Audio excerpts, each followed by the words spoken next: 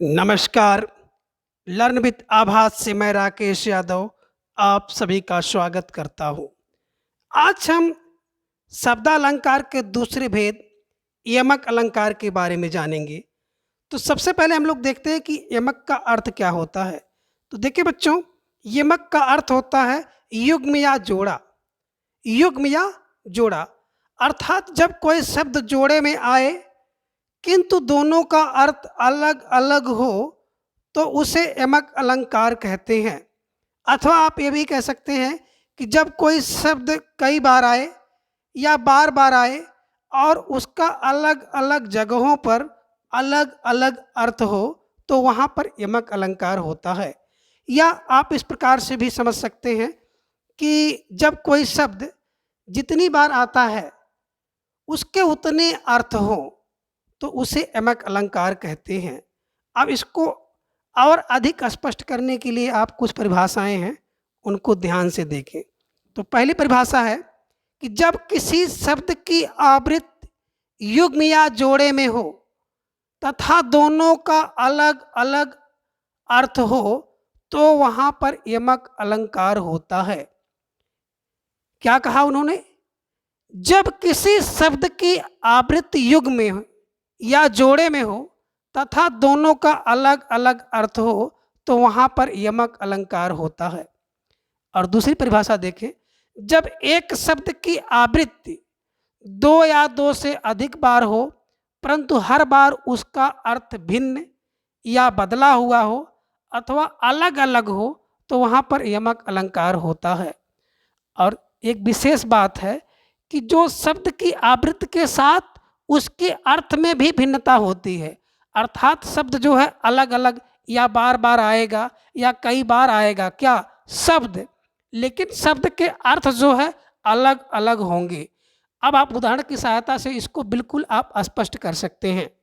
देखिए पहला उदाहरण है काली घटा का घमंड घटा। काली घटा का घमंड घटा। देखिए पहली पंक्ति में आपको घटा घटा दो बार आया है, काली घटा और फिर का घमंड घटा। तो यहाँ पे घटा घटा दो बार आया है अर्थात जोड़े में आया है या युग्म में आया है या दो बार आया है और दोनों का अर्थ अलग अलग है। पहली घटा का अर्थ है बादल और दूसरी घटा का अर्थ है कम होना, अर्थात जो काला बादल है उसका घमंड कम हो गया है। इस प्रकार से हमने देखा कि घटा घटा शब्द दो बार आया है, युग्म में आया है, जोड़े में आया है और दोनों घटा के अलग अलग अर्थ हैं, अतः इस पंक्ति में यमक अलंकार है। दूसरी पंक्ति देखें, सजना है सजना के लिए। सजना है सजना के लिए, यहाँ पर आपने क्या देखा? सजना सजना शब्द की दो बार आवृत्ति हुई है अर्थात युग्म में आया है, जोड़े में आया है, दो बार आया है या आप कह सकते हैं बार बार आया है और दोनों सजना का अलग अलग अर्थ है।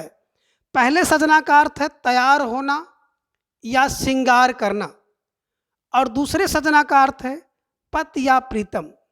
तो इस प्रकार से दो शब्द दोनों के अलग अलग अर्थ होने के कारण भी यहाँ पर यमक अलंकार है।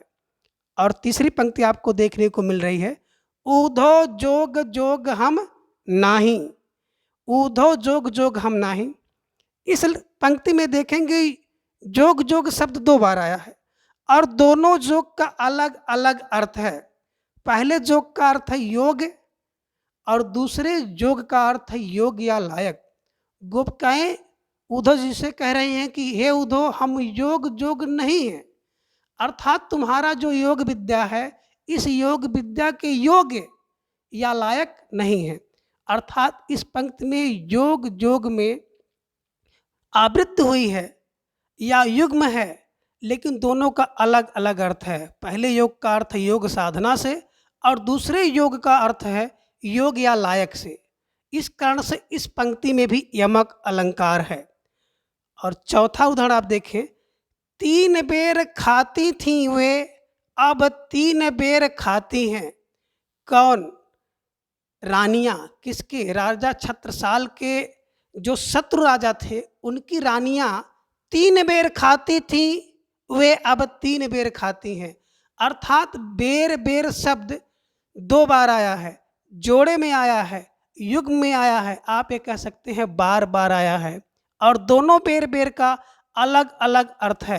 पहले बेर का अर्थ है कि 3 बेर खाती थी, अर्थात 3 बार या 3 समय, 3 बार या 3 टाइम खाती थी। और अब वो 3 बेर खाती हैं, अर्थात 3 बैर। जो जंगली बैर होता है, एक फल है, उस फल को अर्थात 3 जंगल के बैर को खा रही हैं। कौन? रानियां। तो इस कारण से यहाँ पर क्या हुआ, जो शब्द है युग्म में आया है, जोड़े में आया है, और दोनों शब्द बेर बेर का अलग अलग अर्थ है। इस कारण से यहाँ भी यमक अलंकार है। और पांचवा, जो सभी प्रकार की जितनी भी किताबें हैं और इस उदाहरण के चर्चा किए बिना यमक अलंकार अपूर्ण रहता है, तो इस उदाहरण को भी हम लोग चर्चा करेंगे। कनक कनक ते सौगुनी मादकता अधिकाय, वा खाए बहुराय जग, वा पाए बहुराय। तो वा खाए बहुराय नर कहो या जग कहो या पाए बहुराय, दोनों बातें एक हैं। यहाँ पे कनक कनक शब्द 2 बार आया है, युग्म में है, जोड़े में है, और दोनों कनक का अलग अलग अर्थ है। पहले कनक का अर्थ है धतूरा और दूसरे कनक का अर्थ है सोना। कह रहे कनक कनक ते सौगुनी मादकता अधिकाय, कह रहे हैं कनक से कनक की, अर्थात धतूरे से सोना की जो मादकता है, मादक करने की शक्ति है, 100 गुनी अधिक है। क्यों? क्योंकि धतूरा व्यक्ति खाता है तब बौरा जाता है, लेकिन सोना पा ही जाता है तो व्यक्ति बौरा जाता है। तो इस पंक्ति में क्या हुआ, कनक कनक शब्द 2 बार आया और दोनों कनक का अलग अलग अर्थ है। इस कारण से यहाँ पर यमक अलंकार है। तो बच्चों ध्यान दें, अभी तक जो आपने यमक अलंकार के बारे में जाना है कि यहाँ पर कोई शब्द युग्म या जोड़े में आता है, और जो जोड़ा में शब्द आएगा, दोनों जोड़े के शब्दों का अलग अलग अर्थ होगा, तो वहाँ पर यमक अलंकार होगा। अभी आपने परिभाषा देखी, उदाहरण देखा। अब अंतर क्या है अनुप्रास और यमक में? तो अनुप्रास अलंकार में आपने देखा होगा वर्ण या अक्षर बार बार आता था, कई बार आता था अक्षर, लेकिन यमक अलंकार में शब्द आते हैं, और शब्द कई बार आएगा, और जितनी बार आएगा उतने उसके अलग अलग अर्थ होंगे, तो वहाँ पर यमक अलंकार होता है। अंतर क्या है? उसमें वर्ण की आवृत्ति थी, इसमें शब्द की आवृत्ति है, और शब्द की आवृत्ति के साथ साथ उसके अर्थ भी अलग अलग होते हैं। तो बच्चों आज की क्लास में बस इतना, शेष अगला भाग हम लोग अगली क्लास में पढ़ेंगे। Thanks for watching.